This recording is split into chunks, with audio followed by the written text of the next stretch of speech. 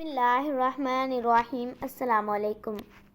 بنی اسرائیل مصر میں کئی سو سال سے شدید مشکل حالات میں زندگی گزار رہے تھے۔ وہاں کی قبطی قوم ان پر طرح طرح کے مظالم ڈھاتی تھی اور حکومت وقت کی اس کو تائید تھی۔ اہراموں، محلات اور فلک بوس عمارتوں کی تعمیر میں ان سے بگاڑ لیا جاتا، ان کے لڑکوں کو قتل کیا جاتا اور لڑکیوں کو زندہ رہنے دیا جاتا۔ ان حالات میں حضرت موسیٰ علیہ السلام کی بعثت ہوئی۔ انہوں نے ایک طرف فرعون کو چیلنج کیا، اسے بنی اسرائیل پر ظلم ڈھانے سے منع کیا اور اسے راہ حق کی طرف دعوت دی۔ دوسری طرف بنی اسرائیل کی دینی اور اخلاقی تربیت پر توجہ دی۔ حضرت موسیٰ علیہ السلام کی بعثت کے بعد بھی بنی اسرائیل کی پریشانیاں کم نہیں ہوئیں تو وہ جزا و فضا کرنے لگے۔ انہوں نے حضرت موسیٰ علیہ السلام سے شکایت کی کہ آپ علیہ السلام کے آنے کے بعد بھی ہماری مشکلات میں کوئی کمی نہیں آئی، پھر آپ علیہ السلام سے ہمیں کیا فائدہ؟ اس موقع پر حضرت موسیٰ علیہ السلام نے اپنی قوم کو جو نصیحت کی اسے قرآن مجید میں ان الفاظ میں نقل کیا گیا ہے: اللہ تعالیٰ سے مدد چاہو اور صبر کرو۔ زمین اللہ کی ہے، وہ اپنے بندوں میں سے جس کو چاہتا ہے اس کا وارث بنا دیتا ہے، اور آخری کامیابی انہی کے لیے ہے جو اللہ تعالیٰ سے ڈرتے ہوئے کام کریں۔ قریب ہے کہ تمہارا رب تمہارے دشمن کو ہلاک کر دے اور تم کو زمین میں جانشین بنائے، پھر دیکھیں کہ تم کیسے عمل کرتے ہو۔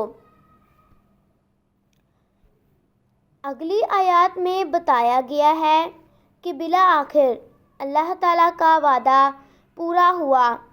فرعون اپنے لشکر کے ساتھ دریا میں غرق ہو گیا۔ بنی اسرائیل کو اس کے مظالم سے نجات ملی اور وہ بابرکت سرزمین کے وارث بنے۔ آیات بالا میں مشکلات سے نجات پانے کا جو نسخہ بتایا گیا ہے وہ دو نکات پر مشتمل ہے: اللہ تعالیٰ سے استعانت اور صبر۔ استعانت کا مطلب یہ ہے کہ صرف اللہ تعالیٰ سے لو لگائی جائے، مشکلات کے ازالے کے لیے اس سے دعا کی جائے، اسی کی عبادت کی جائے، اسی کو مشکل کشا سمجھا جائے۔ اور صبر کا مطلب یہ ہے کہ جیسے بھی حالات پیش آئیں انہیں گوارا کیا جائے، ان پر جزا و فضا نہ کیا جائے اور ان میں حق پر جمے رہا جائے۔ حضرت عبداللہ بن مسعود رضی اللہ تعالیٰ عنہ سے مروی ہے، رسول اللہ صلی اللہ علیہ وآلہ وسلم نے فرمایا: پہلا نقص اور عیب جو بنو اسرائیل میں داخل ہوا یہ تھا کہ ان میں سے کوئی دوسرے سے ملتا تو اسے کہتا تھا، ارے اللہ سے ڈرو اور جو کر رہے ہو اس سے باز آ جاؤ، یہ تمہارے لیے حلال نہیں۔ پھر اگلے دن ملتا تو اس کے لیے اس کا ہم نوالا، ہم پیالہ اور ہم مجلس ہونے میں اسے کوئی رکاوٹ نہ ہوتی تھی۔ جب ان کا یہ حال ہو گیا تو اللہ تعالیٰ نے ان کے دلوں کو ایک دوسرے پر دے مارا، ان کے اندر اختلاف، تنازع اور بغض و حسد پیدا ہو گیا، ان میں سے اتفاق و اتحاد اور الفت اٹھا لی گئی۔ پھر آپ نے یہ آیت پڑھی۔ ترجمہ: بنی اسرائیل کے کافروں پر حضرت داؤد علیہ السلام اور حضرت عیسیٰ ابن مریم کی زبانی لعنت کی گئی، اس وجہ سے کہ وہ نافرمانیاں کرتے تھے اور حد سے آگے بڑھ جاتے تھے، آپس میں ایک دوسرے کو برے کاموں سے جو وہ کرتے تھے روکتے نہ تھے۔ جو کچھ بھی وہ کرتے تھے یقیناً بہت برا تھا۔ ان میں سے اکثر کو آپ دیکھیں گے کہ وہ کافروں سے دوستیاں کرتے ہیں۔ بہت برا ہے وہ جو انہوں نے اپنے لیے آگے بھیج رکھا ہے کہ اللہ ان سے ناراض ہوا اور وہ ہمیشہ عذاب میں رہیں گے۔ اگر ان کا اللہ پر، نبی پر اور اس پر جو اس کی طرف نازل کیا گیا ایمان ہوتا تو یہ ان کافروں سے دوستیاں نہ رکھتے، لیکن اکثر ان میں سے فاسق ہیں۔ پھر فرمایا، خبردار، اللہ کی قسم، تمہیں ضرور نیکی کا حکم کرنا ہوگا، برائی سے روکنا ہوگا، ظالم کا ہاتھ پکڑنا ہوگا اور اسے حق پر لٹانا اور حق کا پابند کرنا ہوگا۔ حضرت اوس بن حذیفہ رضی اللہ تعالیٰ عنہ بیان کرتے ہیں کہ ہم ثقیف کے وفد کے ساتھ رسول اللہ صلی اللہ علیہ وآلہ وسلم کی خدمت میں حاضر ہوئے۔ اس وفد میں سے حلیف لوگ حضرت مغیرہ بن شعبہ رضی اللہ تعالیٰ عنہ کے مہمان بن گئے اور دوسرے بنی مالک کو رسول اللہ صلی اللہ علیہ وآلہ وسلم نے اپنے ایک خیمے میں اقامت دی۔ مسجد نے کہا کہ اوس بن حذیفہ اس وفد میں شامل تھے جو ثقیف کی طرف سے رسول اللہ صلی اللہ علیہ وآلہ وسلم کی خدمت میں حاضر ہوا تھا۔ اوس بن حذیفہ رضی اللہ تعالیٰ عنہ نے بیان کیا کہ رسول اللہ صلی اللہ علیہ وآلہ وسلم عشاء کے بعد ہمارے ہاں روزانہ تشریف لاتے اور بات چیت کرتے تھے۔ ابو سعید نے کہا، آپ اپنے پاؤں پر کھڑے باتیں کرتے اور زیادہ دیر کھڑے رہنے کی وجہ سے کبھی ایک پاؤں پر زور دے کر کھڑے ہوتے، کبھی دوسرے پاؤں پر، اور آپ صلی اللہ علیہ وآلہ وسلم بالعلوم اپنی قوم قریش کے ساتھ بیتے حالات بیان فرمایا کرتے۔ فرماتے، ہم برابر نہ تھے بلکہ کمزور و ناتواں تھے۔ مسدد کے الفاظ ہیں، مکے میں جب ہم مدینے آ گئے تو ہم میں اور ان میں لڑائی شروع ہو گئی، کبھی ہم ان پر غالب آتے کبھی وہ۔ ایک رات آپ علیہ الصلاۃ والسلام نے اپنے مقررہ وقت پر آنے میں تاخیر کر دی تو ہم نے کہا، آج رات آپ تاخیر سے تشریف لائے ہیں۔ فرمایا، میرا ایک جزا قرآن کا رہتا تھا، میں نے اس کی تلاوت مکمل کیے بغیر آنا پسند نہ کیا۔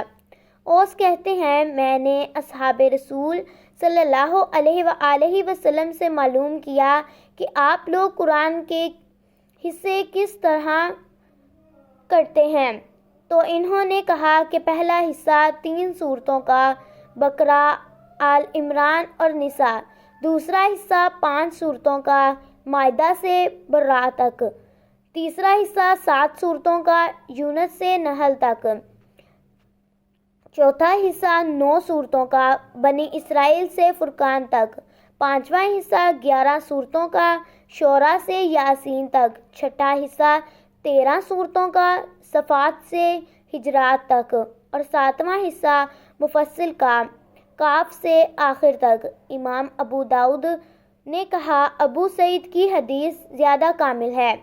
حضرت لقلیط بن صبرہ رضی اللہ تعالیٰ عنہ کہتے ہیں کہ قبیلہ بنی منتفق کا جو وفد رسول اللہ صلی اللہ علیہ وآلہ وسلم کی خدمت میں آیا تھا، میں اس کا سردار تھا یا ایک فرد۔